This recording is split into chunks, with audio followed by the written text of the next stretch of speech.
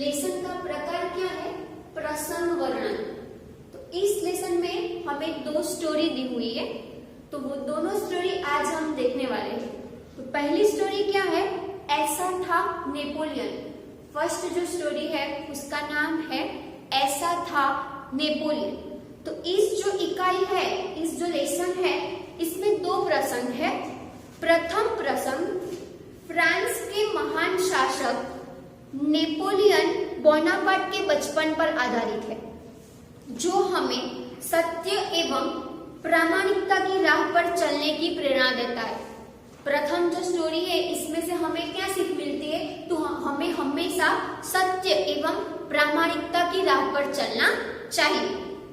जबकि जो दूसरी स्टोरी है वो केरल की देशभक्त लड़की कौमुदी के सच्चे दान का निरूपण है। तो दूसरी जो स्टोरी है इसमें से हमें सच्चे दान की सीख मिलती है।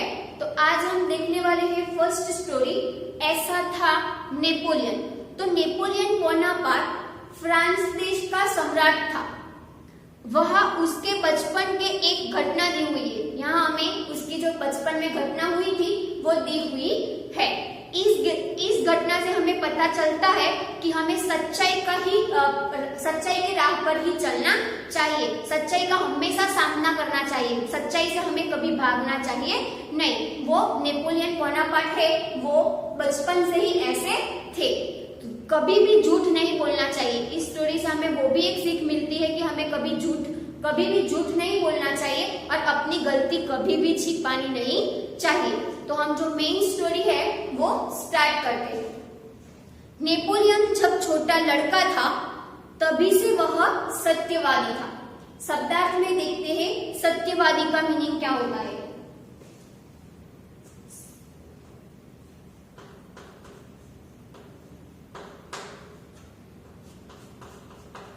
सत्यवादी का मीनिंग होता है हमेशा सच बोलने वाला।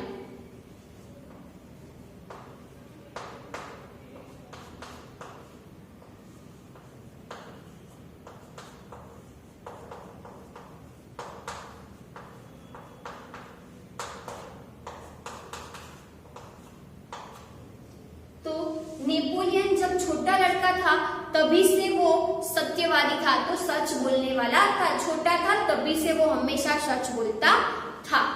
एक दिन वह अपनी बहन इलाइजा के साथ आंख मिचौनी खेल रहा था। एक दिन वो क्या कर रहा था नेपोलियन? तो उसकी बहन थी इलाइजा, उसकी बहन का नाम क्या है? तो इलाइजा।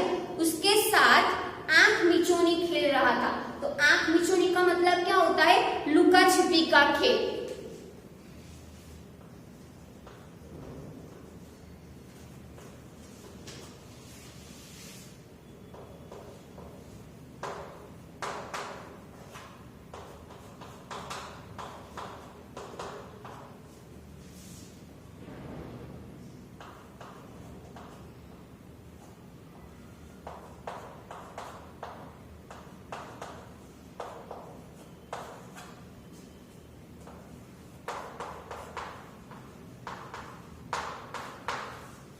एक दिन वो नेपोलियन है उसकी बहन इलाइजा के साथ आंख मिचौनी मतलब कि लुका छिपी का खेल खेल रहा था। इलाइजा छिपी थी और नेपोलियन उसे ढूंढने के लिए इधर उधर दौड़ रहा था। इलाइजा छुप गई थी और नेपोलियन उसको ढूंढने के लिए इधर उधर दौड़ रहा था। अचानक वह एक लड़की से जा टकराया। शब्दार्थ में देखते हैं अचानक। अचानक का मीनिंग होगा एकाएक।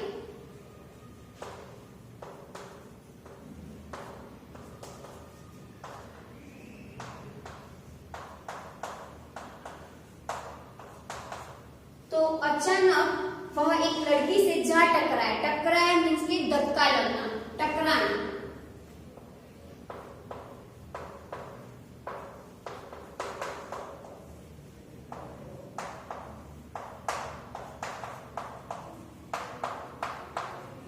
तो धक्का लगना। तो अचानक एकाएक वो एक लड़की से टकराया तो लड़की को धक्का लगा।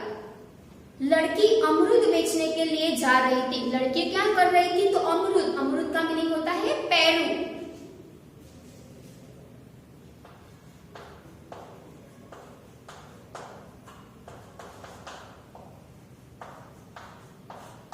वो बेचने के लिए जा रही थी।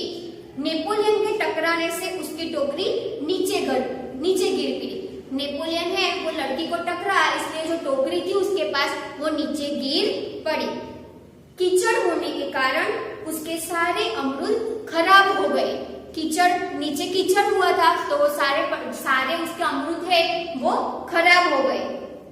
वह रोती हुई कहने लगी, अब माँ को मैं क्या जवाब दूंगी?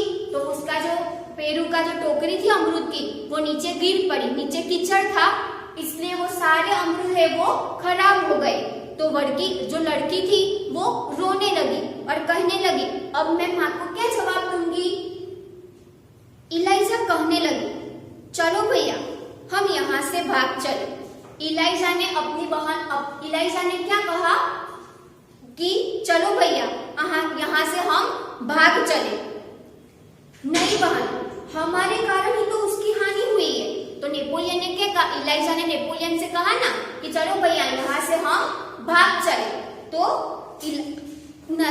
नेपोलियन ने उसकी बहन को क्या आंसर दिया कि नहीं बहन, हमारे कारण ही तो उसकी हानि हुई है। हानि मतलब नुकसान, वो लड़की का नुकसान हमारे कारण ही तो हुआ है। तो शब्दार्थ में देखते हैं हानि।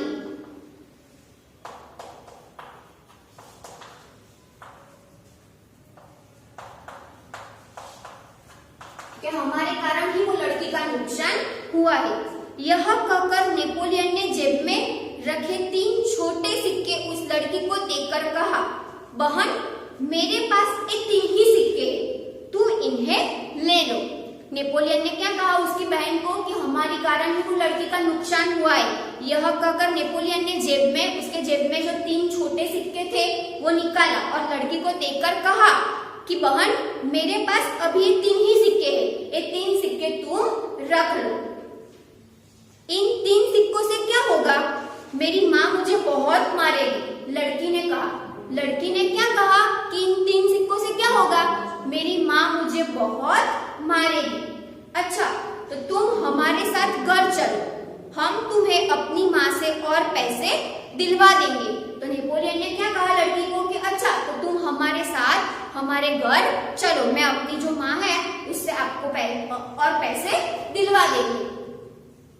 इस पर इलाइजा ने नेपोलियन से कहा, भैया इसे घर ले चलोगे तो माँ नाराज होगी। तो इलाइजा ने नेपोलियन से क्या कहा कि भैया अगर हम लड़की को घर ले जाएंगे तो हमारी जो माँ है वो बहुत नाराज होगी। नाराज का मीनिंग होता है नाखुश।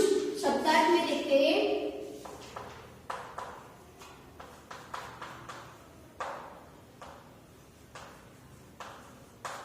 तो हमारी माँ है वो हमसे नाराज हो जाएगी। नेपोलियन नहीं माना, वह उस लड़की को अपने साथ घर ले गया। इलाइजा ने मना किया कि नहीं हम घर ले जाएंगे तो माँ हमारी नाराज हो जाएगी, फिर भी नेपोलियन माना नहीं। वो उस लड़की को कहाँ ले गया? अपने घर, उसके साथ अपने घर ले गया। माँ को घटना की जानकारी देकर वह बोला। नेपोलियन ने जो घटना घटी वो सारी जानकारी माँ को बताई और बोला, माँ आप मुझे जो जेब खर्च देती है उसमें से इस लड़की को पैसे दे दीजिए। नेपोलियन ने जो सारी घटना घटी वो बताई माँ को और माँ को बोला कि आप मुझे जेब खर्च के लिए जो पैसे देते हो इसमें से इस लड़की को पैसे दे दीजिए। ठीक है, मैं तुम्हारी सच्चाई से खुश हूँ। माँ ने क्या कहा? ठीक है, आपके जो जेब खर्च के लिए मैं आपको पैसे देती हूँ इसमें से इस लड़की को दे देती हूँ, और जो आपने मेरे साथ सच बोला वो सच्चाई से भी मैं खुश हूँ। मगर याद रखना अब तुम्हें 1 महीने तक जेब खर्च के लिए कुछ भी नहीं मिलेगा। माँ ने क्या कहा कि मगर आप याद रखना पड़ेगा नेपोलियन को कि जेब खर्च के लिए 1 महीने तक कुछ भी पैसा नहीं मिलेगा। माँ ने ऐसा नेपोलियन को कहा। ठीक है माँ, नेपोलियन ने हंसते हुए कहा। नेपोलियन ने हंसते हुए कहा कि कोई बात नहीं, ठीक है माँ, नहीं दोगी तो चलेगा। माँ ने उस लड़की को 2 बड़े सिक्के दिए। माँ ने क्या किया? 2 बड़े सिक्के उस लड़की को दे दिए। वह खुशी खुशी घर लौट गई। लड़की खुश होके अपने घर लौट गई। नेपोलियन को धक्का देने की सजा तो मिली। नेपोलियन ने जो धक्का लगाया था लड़की को उसकी सजा तो उसे मिल गई, परंतु सत्य के पथ पर चलने के कारण उसे यह सजा भुगतने में अद्भुत आनंद आया। सजा तो मिली परंतु वो सत्य के पथ पर चला, सत्य के मार्ग पर चला, वो सच्चाई जो थी वो छिपा ही नहीं। शब्दार्थ में देखते हैं पथ तो मार्ग, तो वो जो सच्चाई के पथ पर चला तो उसके कारण उसे जो सजा मिली वो सजा भुगतने में उसे बहुत आनंद आया, अद्भुत आनंद आया। तो अद्भुत का मीनिंग होता है अनोखा।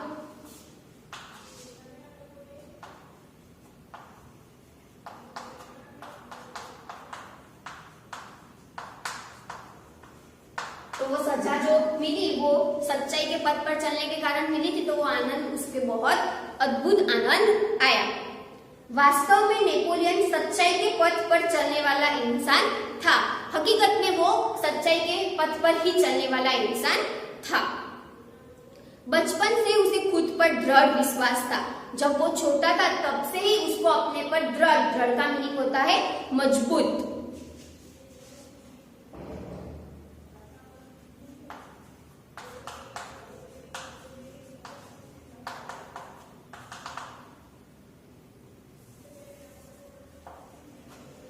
तो मजबूत खुद पर का मीनिंग होगा अपने आप पर।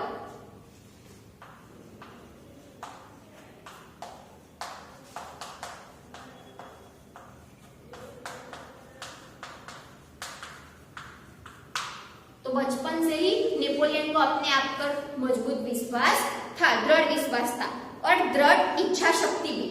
दृढ़ इच्छा शक्ति का मीनिंग होता है मनचाही इच्छा प्राप्त करने की शक्ति। जो मन में जो भी इच्छा है वो कुछ भी हो जाए पर प्राप्त करना ही चाहिए, ऐसी मनचाही इच्छा भी बचपन से थी। तो शब्दार्थ में देखते हैं इच्छा शक्ति।